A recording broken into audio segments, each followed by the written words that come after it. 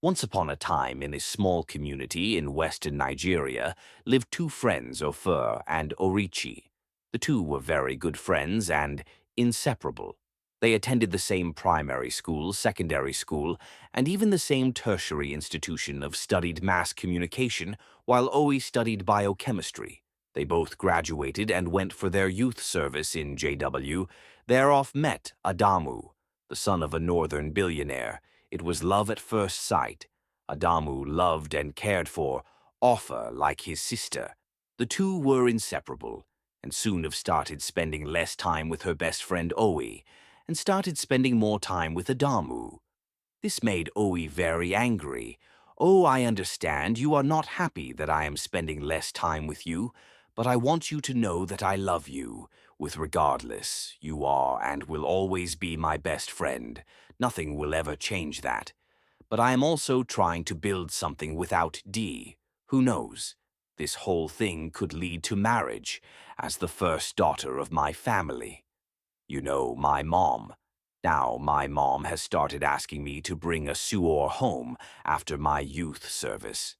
Oh, I apologize to Offer for blowing things out of proportion, and promise to be more understanding, as they are both of marriageable age and should start investing in a committed relationship that should lead to marriage. Offer was the love of Adam's life. He practically worried the ground she walked on. 6 months into their relationship, Adamu proposed to Offer, and Ofor accepted his proposal. It was a dream come true for Offer. She called her friend Oe and narrated the news to her all. She screamed in joy, but she was also surprised she knew Adamu loved Ori. But she was confident that, being a Norner, Adamu would rather marry someone from the north. She did not expect a billionaire family to accept a low-life like Or. She ended the call and began to think deeply. "Are you sure his family will accept you?" I asked Ophi if was still gushing over her engagement with. He didn't hear. O's question. I asked again. "Are you sure Ad family will accept you?" What sort of question is that of blotted out? I didn't mean it that way. "Oh, I am just concerned about you. I don't want you to get." Poor Oe stated off, sighed, and said, "I understand where you are coming from. My family and Adamos. Family are words apart, but I know he loves me, and I am positive that his family will accept me. He has told me about his family, and they seem like really nice people. He is taking me to his family's house next week to officially introduce me to his parents. I am nervous, but I know all will end. Well, Oe also assured Avar that all will end well. The following day, Adamu came to Offer's house to pick her, so they could go see his parents together. He packed a sleek SUV outside her apartment. As Off walked towards the car, he came down to open the door for her. "You look ravish in my queen, Adamu," said to Aoi ways from the window as they drove off. She was burning with envy, but she couldn't express it so as not to offend her friend. 4 hours later, Oi's phone rang. It was off for a calling. What could she be calling to tell me? I hope it is bad news. I hope the family with rejected Hirai said to herself. Before picking up the call, as soon as she picked, she heard Offer scream from the other end of the phone. In excitement, Adamus family accepted me with open arms. They insisted that they will sponsor the wedding and even the honeymoon. They said my family will not pay for anything. Guess what the honeymoon is going to be in Paris? Oi's heart sank. She managed to fake a smile and pretended to be happy for Offer. Soon the call dropped and Oi's face turned pale. She stood in front of the mirror and started talking to herself. "Oi, even the blind can see that you are more beautiful and sire than Offie. How can she marry before you? Why, that the son of a billionaire picked that low life over you. I Adam you is supposed to be yours. You saw him first, before Offer. Saw him. The only thing is that he didn't look rich to me. I would have portioned him. I am sure of, must have secretly had that information about him. That is why she chose to be his friend of, is a snake. Anyway, Adamu belongs to me, and I will not settle for less 2 months after wedding preparations were in full motion. Oi was very supportive with the wedding preparations. She made sure Adamu family noticed how much of a good person she was. Oi would help Adu's mom run errand, help Adamu pick up his clothes from the dry cleaners. I never knew your friend was this supportive and hard-working, Adamu said to Offering as they drove to get some groceries. Oi is a very nice person. We have been best of friends since childhood. We do practically everything together, Ofu said.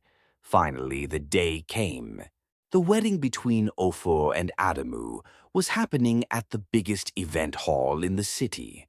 Oi was Ov's maid of honor. It was a beautiful and grand ceremony. All the dignitaries in the country were in attendance. Everyone was happy for the couple. 3 months after the wedding of got pregnant, she called her best friend and told her about the news. Oh, I sounded very excited to hear the news 6 months later. Off delivered a bouncing baby boy. The whole family was excited. Adamu made sure that Ofer lacked nothing. Both financially and emotionally, 3 years after it was Adamu and Off's 4th marriage anniversary, and they threw a glamorous party. Oi was in attendance, and, as usual, she was very helpful at the party. This your wife's best friend seems to be a very nice girl. She's always ready to help, and she's selfless. I had an unmarried son. She would have been a good recommendation, Mrs. Amina said to her son Adamu, and they both laughed over it. One faithful day, Over got a call that her friend Oi had attempted suicide and was at the hospital. Ofer drove to the hospital like a mad woman. What in the world will make her best friend commit suicide? She thought to herself as soon as Ofu got to the hospital. She requested to see her friend and was showed the room. I was in Oi. Why did you do it? Of asked in tears, what is so bad about your life that you would resort to taking your life? I have known you since you were kids, Oi, and I know that you can be many things, but being suicidal is not something I ever thought you could be of. Continued to scold her friend. Oi lay down on the hospital bed, staring into PE. Finally, she spoke Ov. Are you really asking me what is wrong with me? Can't you see my life? I am neither moving forward nor backward. I am just stuck in one place since we finished school. I don't even have a man to call my own. Did you know that I have been battling depression for the last 3 months? Of course, you wouldn't know you have been occupied with your new family, so you no longer have a place for me in your head. Or felt guilty. She knew she hadn't really been there for Oi since she got married. Marriage life and it accompanying responsibilities. We taking a tea on her friendship with Oi. She apologized to Oi for abandoning her all this months and promised to do better and be there for her as a best friend. 2 days after Oi was discharged from the hospital, of stayed awake at night, pondering over a lot of things. My love, why aren't you asleep? What is bothering you? Adamu asked Ofor. Ofor explained to her husband that she was worried sick about her friend Oi and her mental health. She feared that Oi might sleep into depression again and end up taking her life. She didn't want to lose her friend. Adamu consoled his wife and assured her that all will be well. He promised her that they'll always check up on Oi regularly to ensure that all is well. Babe, can I ask you a favor? Offie asked. Sure, you can ask me anything, Adamu replied. Please, can I bring my friend Oi to live with us? For a while I will be more at peace if I can see her face to face daily. At least I will know when something is wrong that is not possible. Adamu cut. Offer a shot, your friend cannot live with us. I have heard stories like this, and it's never ends well of, I know, without a doubt, that you love your friend and you have her best interest at heart. But don't you think that bringing your friend to come live with us is a bit too extreme? Begged Adamu to be more understanding, but Adamu wasn't having it. He stormed out of their bedroom in anger and went to sleep in the living room. 3 days later, Ofu started giving Adamu an attitude. She would sit by herself all day without talking to her husband. "My love, how long are you going to keep ignoring me? Okay, there is no problem. I will allow your friend come live with us. But only for a short while. I just want you to be happy." Off's eyes lit up in excitement. She thanked Adamu for his kind consideration. Then she proceeded to invite Oichi to come leave with them. I moved into her friend's home 2 days later, and she was given the guest room to stay for the time being. I coordinated herself well in the house, and soon Adamu began to enjoy her company. Sometimes when Adamu walked from home and off was not around, Oi will serve Adamu a cold glass of juice, or even make him lunch 3 months after Oi moved into Adu's home of started falling sick. Consistently, it was from one sickness to another, Off began to grow lean. Even the doctors could not diagnose what really was wrong with Offie. Adamu kept on spending money on treatment, but there was no improvement. One day, OEI felt that she had stayed long enough in her friend's home and it was time to leave, but Adamu begged her to please continue staying, as she is the only one he trusts to be able to take care of all in his absence. Ofer agreed to stay back. Twins was a very intelligent 5-year-old. One day, Prince asked Oichi, "Why did my mom start falling sick after you came to live with us?" Oi dismissed the little boy and went about her business in the house. After 6 months of illness without cure, Ofer finally gave up the fight. It was a devastating period for Adamu. He had just lost the love of his life and was left with a little boy to take care of Adam's world. Came crumbling in front of him. Oi was devastated, but somehow found the strength to console Adamu. She would serve Adamu food and encourage him to eat. She would bait and feed Prince. She took care of Prince like her own son. 3 weeks after the burial, a chief thought it was finally time to leave, as her friend is no more. "Adam, I think the time has come for me to finally take my leave. My best friend Ofu is no more, so I have no business being in this house." Adamu begged her to stay back for the sake of Prince. He can't trust in Nan to take care of his child, especially now that he's still very young. OEI refused to stay. Adamu had to call his mom to intervene. "My daughter, you were like a sister to your late friend, and I can understand how painful it is. But for the sake of the child she had left behind, please stay a little more well until things stabilizes a bit.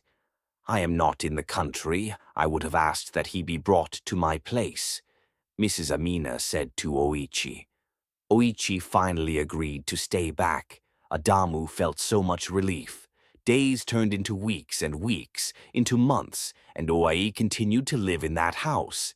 Somehow, Adamu began to have a likeness for UGI. She was just too perfect. She knew the right things to say or do in any given circumstance. One faithful night, while Adamu was asleep, he heard a knock on the door of his bedroom. "Who is that?" Adamu asked. "It is me," Oh responded. Adamu was worried. What is Wai doing at his door at this time of the night? Adamu opened the door, and there, Oi was standing in a very provocative night, where Oi claimed she was having nightmares. Adamu invited her into the room. One thing led to another, and Adamu and Oi made love. It was an act Adamu immediately regretted. He thought about the kind of man Ofer would think he is sleeping with. Of's best friend was something he never thought he could stoop so low to do. I tried to console him, making him understand that what happened between them was completely normal. Soon Oi moved from the guest room to the master's bedroom, and she and Adamu started a full-blown affair. She became the madame of the house. Adamu made their affair official and informed his parents that he was going to marry Oichi. Even though the society would frown at his actions, his parents believed that Oi was the best fit for him, as they had known her for a very long time, and she is also the best person to take good care of. Prince Mrs. Amina was of the opinion that Ofer would have wanted the same thing. Wedding preparations started. Although the family agreed that because of the circumstances of their relationship, the wedding ceremony would not be too glamorous, Adamu traveled for a business trip and was to be back in a month to officially kickstart the wedding preparations, leaving Prince and Oe at home. One faithful morning, Oe stormed Prince's room and called out his name to wake up. Prince was still fast asleep, which made Oe very angry. She went close to him and dragged him from the bed to the floor. Prince woke up crying, and Oe gave him a deer. "Will you keep quiet, you cured child? Do you think that I will pamper you the way your miserable mother pampered you? Now get up and go do the dishes before I lose my temper. You good-for-nothing, you think you're a prince in this house. I am the queen of this house, so I give the orders. Here, Prince has never washed plates in his life." He went into the kitchen, saw the huge pile of plates, and he was confused as to what to do. He decided to start washing the plates, when he realized that his father is not around to save him after washing the plates. To the best of his ability, he went to meet Oe to tell her that he is hungry. Stared at him for a while, then told him that he would not eat until it is 300 p.m. As there is no food in the house, so they have to manage what is available till his father comes back. Prince broke down in tears. He missed his mother so much. Prince had to go back to his room on empty stomach while he waited till 3 p.m. Once it was 2 p.m. Oe screamed Prince's name and he ran out of the room in shock. "Why did you not mop the kitchen floor when he were done washing the plates?" Prince looked confused. He didn't even know he was supposed to mop the kitchen when he was done doing the dishes. Prince begged Oe to give him some food, as it was almost 300 p.m. He promised to mop the kitchen floor later on. Oe laughed hysterically. "You must be delusional. Every action has its own consequences, L. One didn't. Your mother teach you that, I guess. Not you have disobeyed my instructions by leaving the kitchen floor dirty, and as a result of your disobedience, you would not eat till 9 p.m. Now, go and mop the floor before I change my mind." Prince carried his tired and hungry body across the kitchen, got the mop bucket, and started cleaning. When he was done, he went back to his room, sat down on the floor, and wept bitterly. He thought about how his life would be when his dad finally marries Auntie Yichi, when it was 700 p.m. Oe called Prince and gave him 2 slices of bread and water. Prince looked at Oichi and said, "Auntie Oe, please, I want real food. I haven't eaten all day. What do you think is in your hand, Stone? See if you're not going to eat. Give it back to me. Let me give it to the dogs." Prince had no option. He took the 2 slices of bread and went back to his room and ate it as his dinner and only meal for the day. "My love, I have missed you so much," Oe said to Adamu over the phone. Adamu informed the second that he'll be back from his business trip in a week's time, which was much earlier than he had planned. This made UGI very worried. Prince had grown really lean and sickly. Because of the starvation and maltreatments, UGI has been ming out on him. She needed to do something urgently. If Adamu comes back and sees his son in this state, he may decide not to marry her again. "Prince, my boy, come and eat," Key said to Prince the next morning as she served him a big bowl of hot jollof fries and turkey. Prince was surprised and scared. At the same time, he didn't know whether Oe wanted to finally finish him off before his father comes back home. So he told Oe he wasn't hungry. This made Oe very angry, but she managed to hide her emotions and fixed a smile. She apologized to Prince and begged him to eat, but Prince wouldn't budge. Ojai let the child be and drove out of the house. "Hello, pharmacist, my 6-year-old son has a very poor appetite. I need something that will make him eat," Oe said to the pharmacist. "Not a problem, man. We have something for your son to boost his appetite. Give him 1 tablespoon, 2 times daily," the pharmacist said to Oe and handed her a syrup. Oe thanked him and left on getting home. Oe emptied half bottle of the syrup into Princess's favorite juice he had kept in the fridge. She also left the plate of rice she had earlier offered him on the table as well. Prince went to the fridge about a few hours later to drink his favorite juice, unknown to him that the juice had been tampered with 30 minutes later. The little boy began to feel hunger. P.S. He couldn't hold it anymore. He ran to the dining table and devoted the rice Oi had given him earlier. Prince kept on eating like a glutton for 1 week, and Oi kept feeding him. Adamu came back 1 week later. Law, and he couldn't recognize his son. "What have you been feeding?" "My boy," Adamu asked Oi with excitement in his voice. He believed that Oi was showing Prince too much love. He felt so much peace in his heart, knowing that he made the right decision to marry Oi, at least for the sake of his son. The little boy finally understood the game. Oi was playing. How can he tell his father that Oi had been maltreating him with his new body weight? Nobody would believe him. Prince knew that if his father ends up marrying Yuji, he'll be making the biggest mistake of his life. "Daddy, please buy me a tab. All my friends in school have one," Prince said to his father as he prepared for walk. "I tell Ati to get one for you," Adamu responded. Prince burst into tears and immediately said he wanted to see his mother. Offer Adamu was broken inside. He hated to see his son like that. He then promised to buy him the tab on his way back from work. If he stopped crying 3 weeks to the wedding, Adamu had to quickly travel for a few days for a business transaction. As soon as he left the house, Oki resumed Prince's maltreatment. She forced him to wash the floor, wash his clothes, and only gave him 2 slices of bread. One evening, Prince walked up to Oi while she was in the living room and stood in front of her. "Ani, why are you so wicked to me?" "Me?" the little boy asked before Prince could finish his statement. Oi gave him a diary slap. "You good-for-nothing son of a hot. How dare you stand in front of me and question me? Are you crazy? Is it because I spared your life? I could have sent you too to the great, beyond just like your mother. Have you ever wondered how your miserable mother died?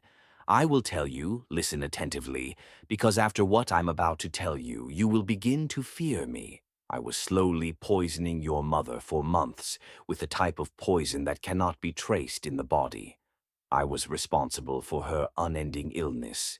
She took what belonged to me. I am the one that is supposed to be married to Adamu, not her, and I had to take what rightfully belongs to me. I moved into this house with a goal, and my goal was never to leave. My goal was to take charge of this house, and I got what I wanted. So if you dare stand in my way, I will crush your bones and feed it to the dogs." Prince stood there in shock. He couldn't move his legs. He almost collapsed after the revelation he just had, but he had to be strong. He had to be strong for his late mother when his father came back from his trip. He didn't tell his father about the new information he had learned. Oh, I knew he wouldn't dare not after knowing what she is capable of.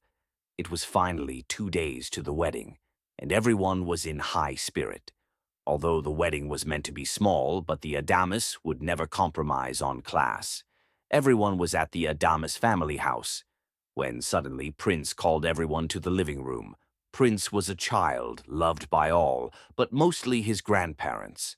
Adam's mom, Mrs. Amina, summoned everyone to the living room because her beloved grandson wants to speak to them. Nobody knew what he wanted to say, but they were all excited to hear it. I was worried that Prince was about to tell everyone what she had told him, but she took consolation in the fact that the Adamus trust her to a fault, as she has proven herself over the years. So nobody will believe the little boy. She had already prepared a defense. If Prince dares to spill the truth, she will tell everyone that Prince has been Hall since his mother died, but he has been trying to handle the situation on her own. Soon the whole family was seated. Prince stood at the center of the living room and beckoned on his Uncle Adam's younger brother to help him connect his tab to the big television screen. Everyone was still confused as to what Prince was up to. Kabiru, Adam's brother, did as Prince had told him, and soon a video clip began to play. It was the video from the day Oi confessed to Prince, unknown to her. Prince hid his tablet behind a flower vase before he went to confront Oi. He only wanted to show his father that Oi maltreat him when he's not around. Unknown to him, that a bigger revelation will come to light. That faithful day, the whole family was shocked beyond words. Adamu felt as though the ground beneath his feet was removed.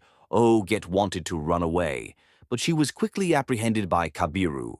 The family called the cops on Oi and the police took her away in handcuffs. I had no words to say. In her defense, the confession in the video clip gave her away. The Adamas felt as though they betrayed Ao by allowing Oichi into their lives. Adamu apologized to Prince for being blind to who Oi really was, and his wife had to pay with her life. Adamu went with Prince to visit Ov's grave to drop some flowers over. I am so sorry, I don't know what to say. I feel I betrayed your love. And trust, please forgive me, Adamus said in tears as he stood over Ophir's grave. 3 months later, Oichi was convicted of murder and sentenced to death by hanging Adamu. Never remarried again, he focused on his business and raising his son, Prince.